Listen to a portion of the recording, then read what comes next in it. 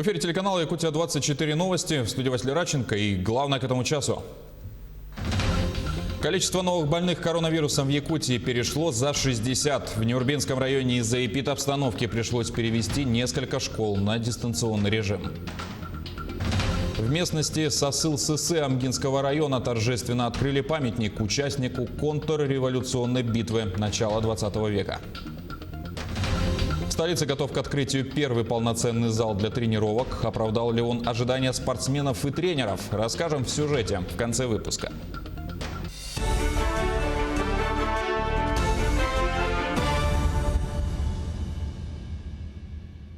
Алданские госинспекторы проверили информацию о разливе нефтепродуктов на 737-м километре федеральной автодороги Лена.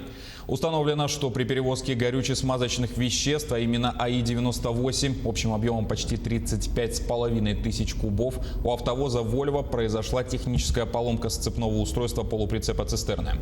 В результате при ударе об дорожное покрытие емкость деформировала и произошла утечка ГСМ. Водитель оповестил службы МЧС. На месте аварии произведена откачка топлива. Удалось собрать 34 тысячи кубометров. Вытекло 600 литров. МЧС обработано место разлива пеноэмульсии и сделана планировка песчаной гравийной смесью. Материалы происшествия переданы в управление Росприроднадзора. Площадь активного горения лесных пожаров в Якутии сократилась до 1 гектара. Всего на территории региона действует 24 очага. Площадь, пройденная огнем, чуть более 600 гектаров. Таковы оперативные данные авиалесоохраны. За сутки возникло 7 новых и ликвидировано 9 возгораний. С огнем боролись силами 240 человек и 40 единиц техники. Также сообщается, что есть угроза задымления в 8 населенных пунктах на территории Хангаласского, Мегино-Кангаласского и Горного районов. Говоря об эпидобстановке в регионе, за минувшие сутки в Якутии выявили 63 новых случая коронавирусной инфекции. В Якутске 30, в Мирнинском районе 12, в Нерюнгринском и Татинском по 5, в Хангаласском 3, в Верхнеколымском и Аймеконском по 2 и единичные случаи в других районах. COVID-19 унес жизнь еще одного якутянина. За сутки лабораториями региона проведено свыше 3600 исследований на вирус. Учеников 4 школ Нюрбинского района перевели на дистанционную форму обучения в связи с эпидситуацией в Наслегах. Как сообщили в территориальной администрации, решение было принято на заседании районного штаба. Чепандинская и Харулинская, также Малыкайская и Жарханская средние школы переведены на дистанционное обучение из-за новых случаев коронавируса в селах. При этом в 3 школы приехали новые учителя из других районов. Также сообщается, что сотрудники Нюрбинского управления соцзащиты перешли на удаленную форму работы до особого решения. ПЦР-тест на коронавирусную инфекцию подтвердился у 2 сотрудников. Якутянин Иван Луцкан, ставший победителем конкурса управленцев «Лидеры России», встретился с президентом России Владимиром Путиным в режиме видеоконференц-связи. Иван рассказал о своей работе с коронавирусными пациентами в Республиканской офтальмологической больнице. Президент спросил у финалиста о том, было ли достаточным количество оборудования во время его работы с ковидными пациентами.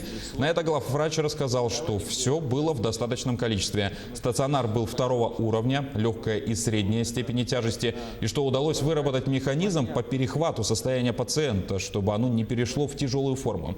Также якутянин рассказал российскому лидеру об успешной дистанционной работе врачей больницы с ковидными больными через облачную поликлинику. Да, у меня необычный вопрос. Скажите, пожалуйста, среди ваших пациентов, которые заболели коронавирусной инфекцией, подхватили ее, были такие люди, которые раньше не верили вообще в ее существование? Да, такие были. В основном это были молодые люди. И вот после того, как они попали к нам, они поняли, и в социальных сетях потом они рассказывали об этом, и уже предупреждали своих друзей, товарищей о том, что это есть, это действительно существует. И надо понимать, что вот сейчас мы получаем тоже отклик в социальных сетях. У нас сложились такие простые человеческие отношения с пациентами. Вот узнали они, что стал победителем, стали писать. Очень приятно. Наверное, это большая награда для любого врача.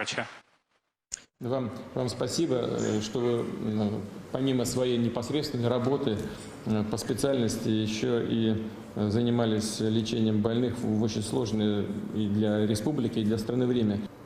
Поздравляю с результатами конкурсных испытаний и желаю вам успехов в профессии. Всего доброго. Айсан Николаев поздравил победителей специального конкурса Фонда президентских грантов и грантов главы Якутии. Наш регион вошел в топ-3 рейтинга субъектов Дальнего Востока по эффективности участия в них.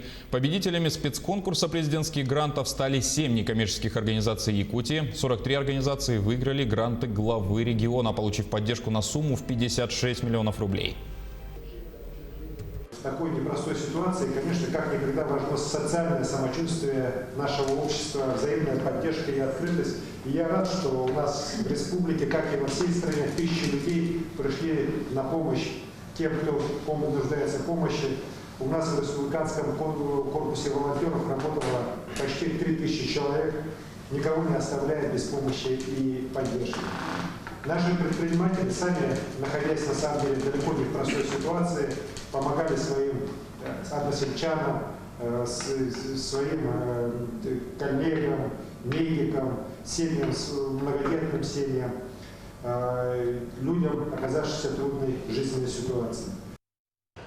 В Якутии проведена работа по упорядочиванию системы предоставления грантов некоммерческим организациям путем объединения 11 грантовых конкурсов в один. Особенностью нового направления стало то, что оно разработано по аналогии с конкурсом Фонда президентских грантов. Впервые был создан сайт grants.yakutia.click, где все от приема заявок до оценки уже готовых проектов прошло в онлайн-режиме. Темы проектов также самые разные, начиная от области культуры, профилактики безнадзорности, поддержки адаптивных видов спорта, заканчивая поддержкой незащищенных слоев населения во время пандемии коронавируса. У аграриев Хангаласского района в самом разгаре уборка картофеля. В этом году под второй хлеб было выделено порядка 700 гектаров земли. Помимо продовольственного картофеля на территории района выращивают и элитные сорта семенного картофеля. Какой выдался урожай, узнала Виолетта Засимова. Общество с ограниченной ответственностью «Наука» производит семенной картофель с 2010 года. В основном такие сорта, как Пармас, Тулунский ранний, Северный и Якутянка. Собранный осенью семенной картофель перебирают, калибруют и хранят всю зиму в хранилище со специальным микроклиматом, чтобы весной реализовать хозяйством республики, а оставшуюся часть – частным лицам. В этом году предприятие из-за пандемии уменьшило посевную площадь под семенной картофель до 20 гектаров. Нынче, скажем, урожай средний. Лето было очень жаркое, осадков было мало. Но, в принципе, мы поливали, но все равно при такой температуре, при такой жаре бывает то, что Массовая уборка картофеля на полях ООО «Наука» началась 2 сентября. Помимо работников предприятия, ежегодно в этом процессе принимают участие школьники и студенты. Так, в этом году были привлечены учащиеся покровских школ номер 1, номер 3 и Ойской школы. График у школьников сокращенный. Каждый класс работает 2 дня в неделю. За один собранный куль выдают 30 рублей. Так, мы приходим в школу, в 8:30 завтракаем. В 9 часов собираемся, выезжаем, приезжаем где-то в 10, а работаем до 12, потом отдыхаем в 1 час, потом обед. После 2 часов опять работаем и заканчиваем обычно в 4 часа. Также в уборке картофеля помогают студенты-первокурсники Актемского филиала Арктического государственного агротехнологического университета. Будущие агрономы и земельщики проходят здесь производственную практику. Завершить уборочную кампанию на картофельных полях ООО «Наука» должны до 15 сентября, пока не ударят заморозки. На данный момент собрано около 60% урожая семенного картофеля. Виолетта Засимова, Федор Тарасов, Хангаласский улус. В местности Сасыл-Сысы Амгинского района торжественно открыли памятник участнику битвы начала 20 века. 97 лет назад там было положено начало окончательного разгрома контрреволюционеров. Александр Федорович Петров по своему завещанию был похоронен в этой местности в 1986 году. Инициатором установки памятника является ветеран КГБ, советник КГБ СССР в Афганистане Калистрат Кириллин. В истории гражданской войны в Якутии с именем Амги связано многое. Это ледовая осада Сысыл-Сысы, оборона и штурм Амги и другие бои. В 2023 году легендарная битва при Сасыл-Сысы отметит свое 100-летие. В связи с этим ведутся плановые работы по реставрации памятников, реконструкции исторических событий. В дальнейшем Сасыл-Сысы может стать популярным туристическим маршрутом. За эти годы краеведы, историки, ветераны Амгинского района неустанно поднимали вопрос строительства и увековечивания этой местности Сасылсыксы и представили большой комплекс со сметой. И наш партийный проект этот вопрос включил в перечень мероприятий федерального уровня.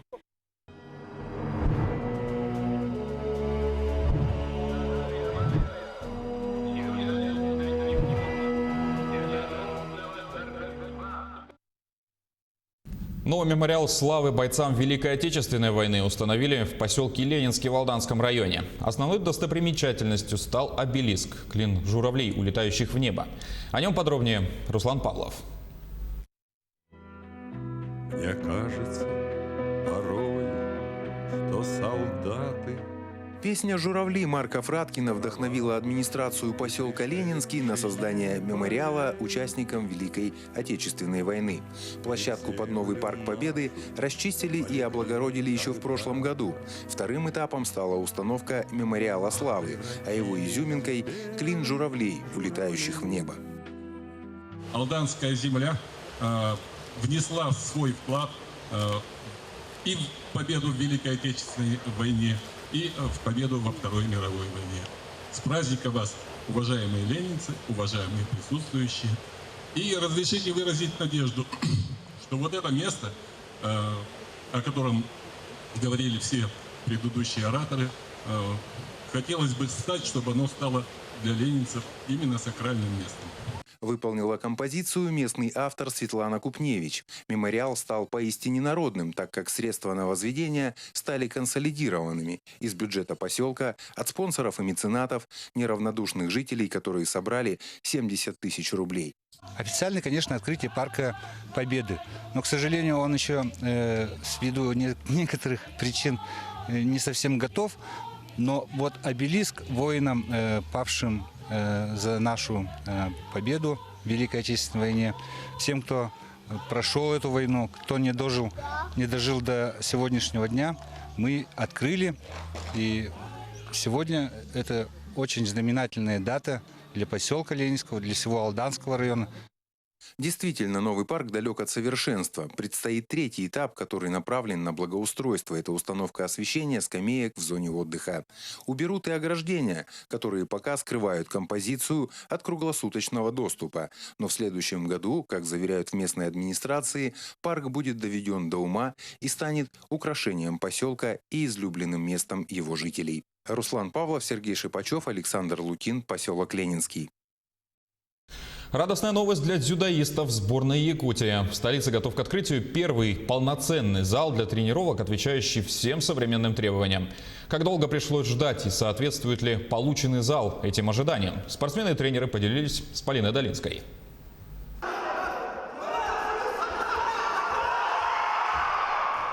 Еще в декабре прошлого года, когда сборная команды по дзюдо готовилась к Кубку Республики, им приходилось тренироваться в зале училища Олимпийского резерва, который был предусмотрен для тренировок по стрельбе из лука, что вызывало немалый дискомфорт для спортсменов обоих видов дисциплин.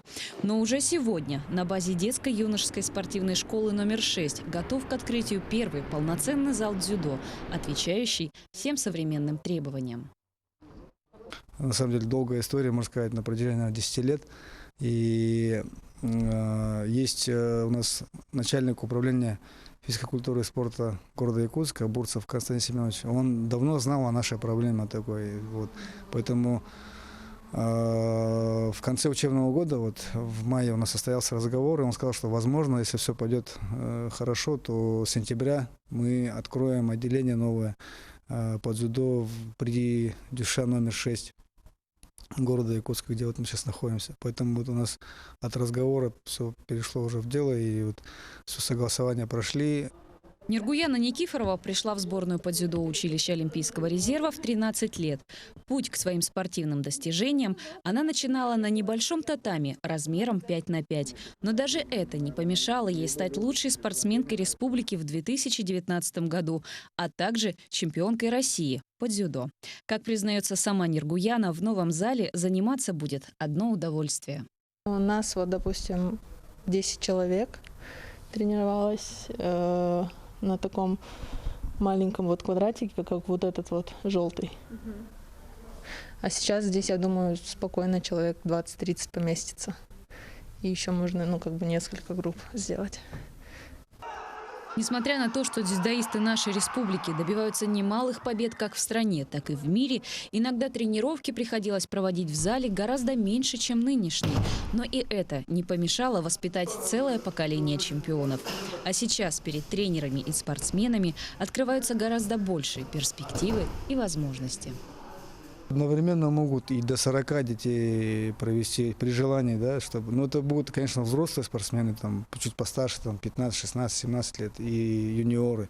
А дети маленькие, начинаешь там с 7 лет, которые, их, наверное, ну, человек до 20 могут одновременно тренировать. И здесь как раз вот сейчас у нас 2 тренера, это Мария Прокофьевна Данилова и Анна Николаевна Никитина, получается. И Мария Прокофьевна, допустим, она сейчас, можно сказать, самая титулованная тренер, потому что в прошлом году буквально вот Моисеева Аина, она у нас медали привезла с первенства мира и Европы, с командного. И она же выиграла юниорскую Россию. Ну, такой красивый этот сделал хэт-трик по медалям. Вот поэтому здесь, я думаю, еще не одна Аина Моисеева может появиться в стенах вот этого зала. Открытие нового зала, как и другие спортивные объекты города, запланировано на 1 октября. Все члены сборной команды по дзюдо с нетерпением ждут наступления этого дня, когда они приступят к первым тренировкам после пандемии. Полина Долинская, Павел Пахомов, Якутск. И на этом пока вся информация. До встречи в следующем часе.